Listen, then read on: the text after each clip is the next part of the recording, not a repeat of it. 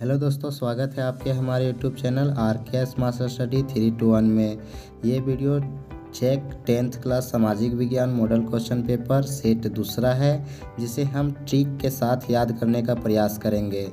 तो बिना देर किए हुए वीडियो को शुरू करते हैं और हम पढ़ते हैं अपने पहले क्वेश्चन की ओर। पहला क्वेश्चन है कि यंग इटली सोसाइटी की स्थापना किसने की थी। तो यहाँ पे ऑप्शन में है बिस्मार्क, मेजिनी, केवूर और गेरिबाल्डी। तो इसको किस तरह याद रखेंगे और उत्तर कौन सा है। तो यहाँ पे है सोसाइटी, और सोसाइटी में कौन रहते हैं, जन। जन का मतलब होता है लोग, यानी सोसाइटी में लोग रहते हैं। तो इसे याद रखेंगे सोसाइटी में से में और जन से जनी, यानी मैं जनी। सोसाइटी में जन रहते हैं, लोग रहते हैं, तो इसका राइट आंसर हो जाएगा मेजनी। दूसरा क्वेश्चन है रोलेट एक्ट कब पारित हुआ था। तो इसे कैसे याद रखेंगे। तो यहाँ पे क्या है, एक्ट।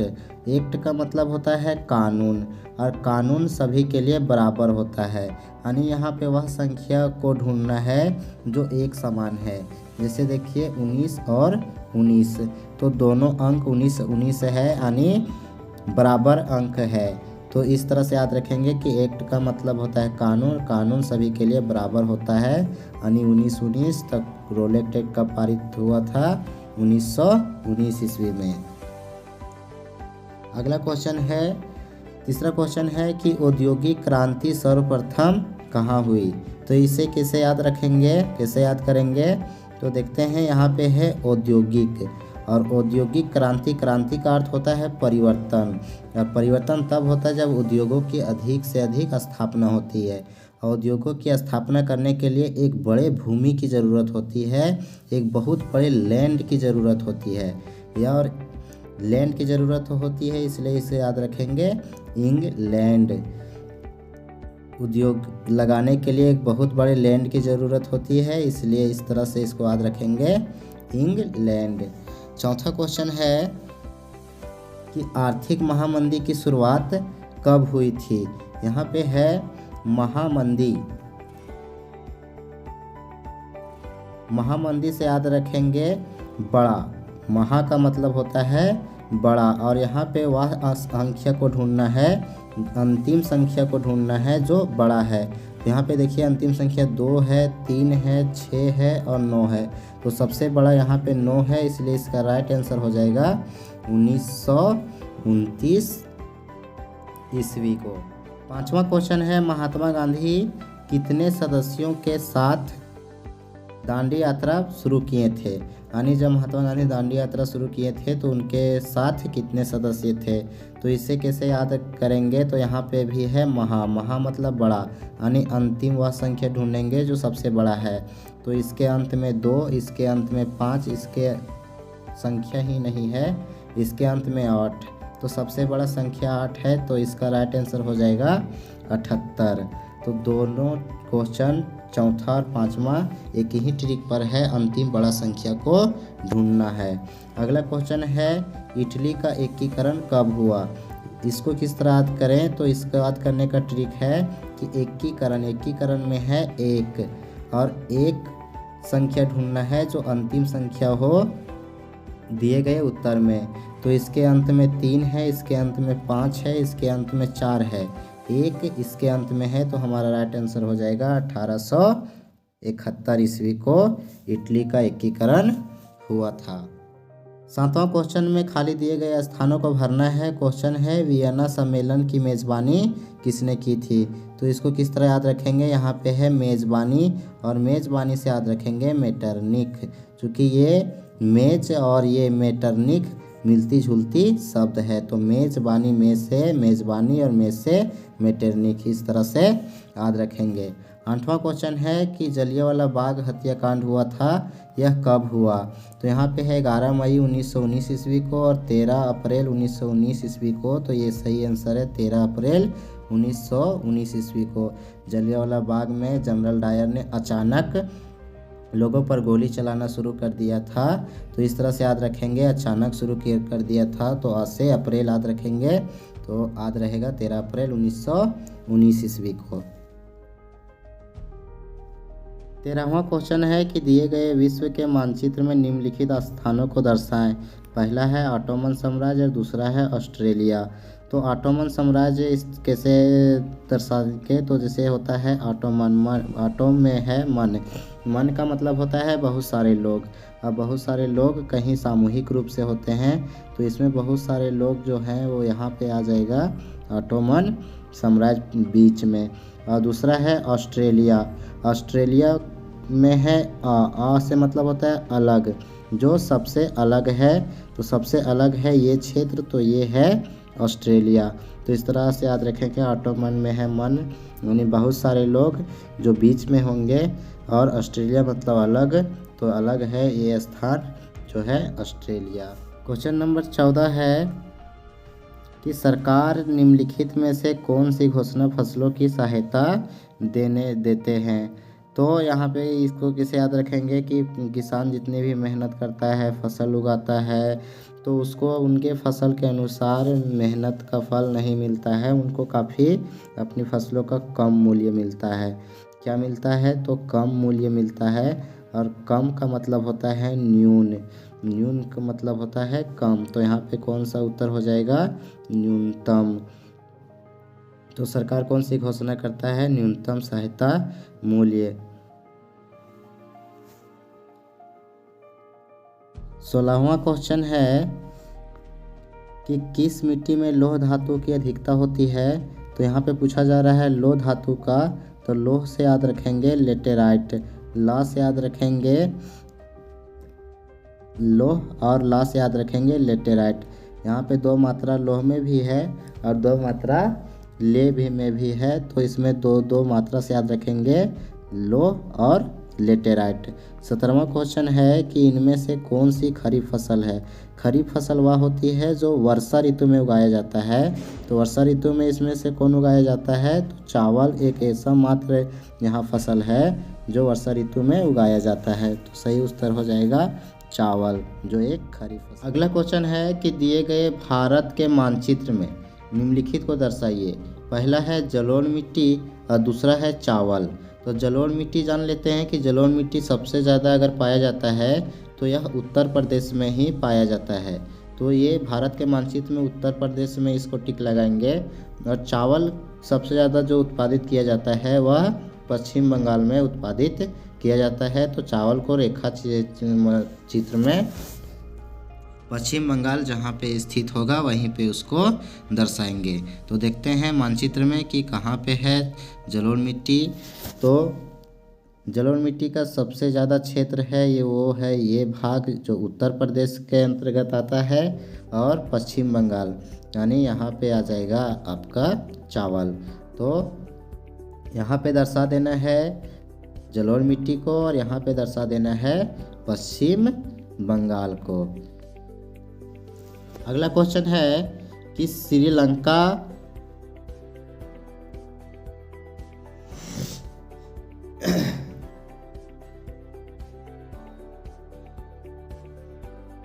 अगला क्वेश्चन है कि श्रीलंका की कुल आबादी में सिंहलियों की आबादी कितनी है।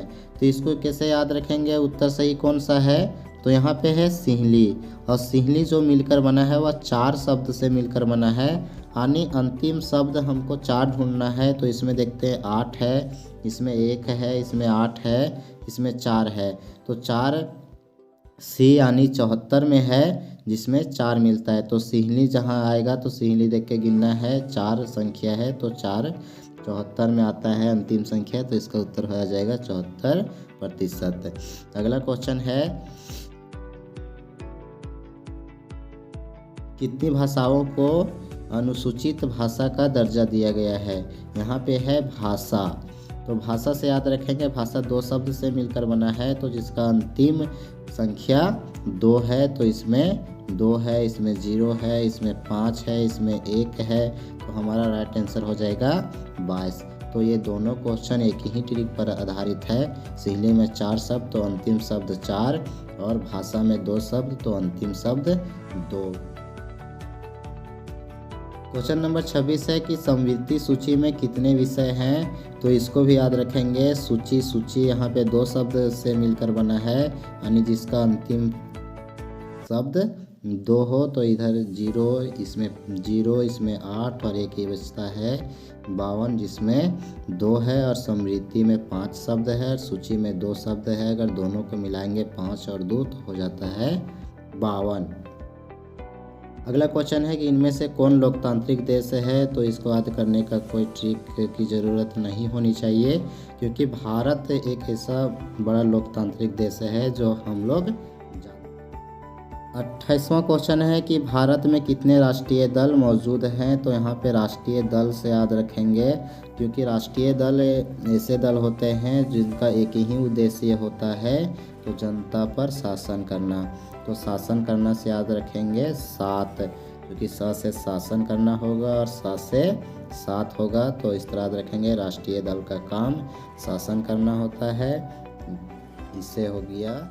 अगला क्वेश्चन है कि भारतीय राष्ट्रीय कांग्रेस का गठन कब हुआ था। तो यहाँ पे याद रखेंगे राष्ट्रीय कांग्रेस जिसका चिन्ह होता है हाथ छाप, और हाथ छाप में हाथ में 5 उंगलियाँ होती है। अनिवार्य संख्या ढूंढना है जिसके अंत में 5 है, तो इसके अंत में 4 है, इसके अंत में 5 है, तो राइट आंसर हो जाएगा 1885 ईस्वी। तो इस तरह से याद रखेंगे कि कांग्रेस के चिन्ह में हाथ छाप होता है और हाथ छाप में 5 उंगलियां होती है। 30वां क्वेश्चन है कि चुनाव आयोग द्वारा बहुजन समाज पार्टी यानी बहुजन समाज पार्टी जो है उसको राष्ट्रीय दल के रूप में दर्जा कब दिया गया चुनाव आयोग द्वारा। तो यहाँ पे भी राष्ट्रीय दल की बात किया जा रहा है। तो ऊपर ही बताएं कि राष्ट्रीय दल जो जिनका एक ही काम होता है शासन करना, और शासन से याद रखे थे 7, तो यहाँ पे भी याद रखेंगे शासन से 7 यानी 1997 ईस्वी इसका सही उत्तर हो जाएगा। अगला क्वेश्चन है कि बेल्जियम में सत्ता के साझेदारी का एक अच्छा उदाहरण क्या है। तो बेल्जियम में 2 भाषा के समूह के लोग मिलकर सरकार बनाए हैं, तो इसका उत्तर हो जाएगा सामुदायिक सरकार। अगला क्वेश्चन है कि सिहली को श्रीलंका का राजभाषा कब घोषित किया गया। तो यहाँ पे याद रखेंगे इसमें से उत्तर सही नहीं है, यह उत्तर है 1956 ईस्वी को इसको राष्ट्रीय भाषा घोषित किया गया था। तो इसको किस तरह से याद रखेंगे 1956 ईस्वी। तो भाषा सा यहाँ पे आ रहा है जो 6 को सूचित करता है, सा से 6, तो 1956 इसका राइट आंसर याद रखेंगे। अगर एग्ज़ाम में यही 2 ऑप्शन आता है तो आप 1959 लगा सकते हैं, क्योंकि 56 का आसपास एक ही डेट बचता है 1959। अगला क्वेश्चन है कि इनमें से कौन से प्राथमिक क्षेत्र से संबंधित होगा। तो ये एक चीज़ याद रखिएगा कि प्राथमिक क्षेत्र से वे सारे चीज़ें संबंधित होंगे जो वन, भूमि, जल और जीव जंतु से संबंधित है। तो यहाँ पे देखते हैं वकालत में कोई वन, जल, भूमि या फिर वन्य जीव से संबंधित नहीं है। चीनी भी संबंधित नहीं है, क्योंकि चीनी गन्ने से होकर बनाया गया है। तो ये है खनन मतलब भूमि की खुदाई करके कुछ भी तेल, पेट्रोल निकालना, कोयले निकालना, ये खनन कहलाता है। तो ये भूमि से संबंधित है, तो ये उत्तर हो जाएगा पहला सही। अगला क्वेश्चन है कि नरेगा में काम नहीं मिलने पर कितने दिनों के भीतर बेरोजगारी भत्ता मिलता है। तो यहाँ पे बेरोजगारी से याद रखेंगे, यहाँ पे बेरोजगारी में कितने शब्द हैं 5 शब्द हैं। तो 5 शब्द यानी अंतिम शब्द 5 ढूंढना है। तो 0, 2 और 0 और 5 है, तो यहाँ पे राइट आंसर हो जाएगा 15, क्योंकि इसके अंत में 5 है। और हम लोग पढ़े हैं कि नरेगा में 15 दिनों के भीतर अगर काम नहीं मिला तो उसे बेरोजगारी भत्ता दिया जाता है। अगला क्वेश्चन है कि उत्पादन के उद्देश्य से इनमें से प्रथम स्थान में कौन आता है। तो उत्पादन करने के लिए बहुत सारे चीज़ों की ज़रूरत होता है, पूंजी की ज़रूरत होता है, भूमि की ज़रूरत होता है, औजार की ज़रूरत होता है, श्रम यानी मजदूर की ज़रूरत होता है। तो इसमें से सबसे प्रथम स्थान किसे प्राप्त है। तो याद रखेंगे पूंजी, क्योंकि पूंजी अगर नहीं होगा तो फिर श्रम नहीं आ सकता है, मजदूर को वेतन कहाँ से देंगे, भूमि नहीं हो सकती है, औजार नहीं आ सकता है। तो ये सारे जो कारक होते हैं वो पूंजी में ही डिपेंड है। तो इसका सही उत्तर हो जाएगा पूंजी, इसको पहला स्थान प्राप्त है। अगला क्वेश्चन है कि वर्तमान में कितने देश विश्व व्यापार संगठन के सदस्य हैं? तो इसको याद रखिएगा, वर्तमान में विश्व व्यापार संगठन के सदस्य 200 हैं।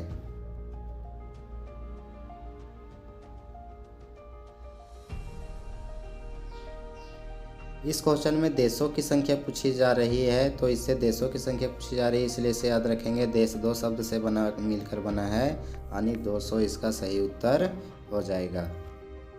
अगला क्वेश्चन है कि इनमें से कौन तृतीय क्षेत्र से संबंधित है? तो एक चीज याद रखिएगा कि तृतीय क्षेत्र से वे सारी चीज़ें संबंधित होगा, सारे काम संबंधित होंगे जिसमें किसी तरह से कोई वस्तु का निर्माण नहीं होता है। तो यहाँ पे है खनन, खनन से पेट्रोल, कोयले आदि का निर्माण होता है। कृषि, कृषि उत्पाद का निर्माण होता है। बैंकिंग, बैंकिंग एक ऐसा कार्य है जहाँ पे किसी वस्तु का उत्पादन नहीं होता है। तो यहाँ सही उत्तर हो जाएगा बैंकिंग। इस क्वेश्चन में देशों की संख्या पूछी जा रही है, तो इससे देशों की संख्या पूछी जा रही है, इसलिए इसे याद रखेंगे। देश दो शब्द से मिलकर बना है, यानी 200 इसका सही उत्तर हो जाएगा। अगला क्वेश्चन है कि इनमें से कौन तृतीय क्षेत्र से संबंधित है? तो एक चीज याद रखिएगा कि तृतीय क्षेत्र से वे सारी चीज़ें संबंधित होगा, सारे काम संबंधित होंगे जिसमें किसी तरह से कोई वस्तु का निर्माण नहीं होता है। तो यहाँ पे है खनन, खनन से पेट्रोल, कोयले आदि का निर्माण होता है। कृषि, कृषि उत्पाद का निर्माण होता है। बैंकिंग, बैंकिंग एक ऐसा कार्य है जहाँ पे किसी वस्तु का उत्पादन नहीं होता है। तो यहाँ सही उत्तर हो जाएगा बैंकिंग। अगला क्वेश्चन है कि वैश्वीकरण के विगत दो दशकों में द्रुत आवागमन देखा गया है किनके बीच? मतलब वैश्वीकरण में क्या होता है कि एक देश से दूसरे देश में वस्तुओं का लेन देन होता है, आयात निर्यात होता है। तो 2 दशकों, एक दशक में होता है 10 वर्ष, तो 20 वर्ष हो गया। और द्रुत का अर्थ होता है कि तेज, द्रुत का अर्थ होता है तेज, यानी कि सबसे तेज आवागमन देशों के बीच किसका हुआ है? तो वस्तुओं, सेवाओं और लोगों का, वस्तुओं, सेवाओं, निवेश का, वस्तुओं, सेवाओं और लोगों का। तो ये दोनों ऑप्शन एक जैसा लगता है, ये सही नहीं है। यहाँ पे वस्तुओं, सेवाओं और निवेश यानी वस्तुओं का अधिक से अधिक आयात निर्यात हुआ है, सेवाओं का निर्यात हुआ है और निवेश काफ़ी किया गया है। तो इसका राइट आंसर हो जाएगा बी। अगला क्वेश्चन है कि केंद्रीय सरकार की ओर से करेंसी कौन जारी करता है? तो केंद्रीय सरकार की ओर से करेंसी जारी करने वाला RBI होता है, जिसका फुल फॉर्म होता है रिजर्व बैंक ऑफ इंडिया, यानी भारतीय रिजर्व बैंक। तो इसका राइट आंसर हो जाएगा भारतीय रिजर्व बैंक, जो करेंसी यानी नोट बनाता है। अगला क्वेश्चन है कि मुद्रा विनिमय प्रणाली प्रक्रिया में खाली स्थान काम कराती है, तो कौन सा क्या भराएगा, सहायक या मध्यस्थता? तो हम लोग जानते हैं मुद्रा पैसे के द्वारा वस्तुओं की खरीद बिक्री करते हैं, और ख़रीदते समय जो इसके साथ हम खरीद रहे हैं जो इस वस्तु को, वह उसको भी लगता है कि हाँ हमें इस वस्तु का उचित मूल्य मिला है, और देने वाले को भी ये पता चलता है कि हाँ मैंने वस्तु के बदले उचित कीमत दिया है। तो दोनों के बीच एक तरह से अंडरस्टैंडिंग हो जाती है, और उसका हिंदी होता है मध्यस्थता। इसका उत्तर हो जाएगा मध्यस्थता। अगला क्वेश्चन है कि कृषि के श्रमिकों में खाली स्थान है, क्या अल्प बेरोजगारी या दीर्घ बेरोजगारी? तो कृषि क्षेत्र में सबसे ज़्यादा बेरोजगारी देखने को मिलता है, तो इसका उत्तर हो जाएगा दीर्घ बेरोजगारी।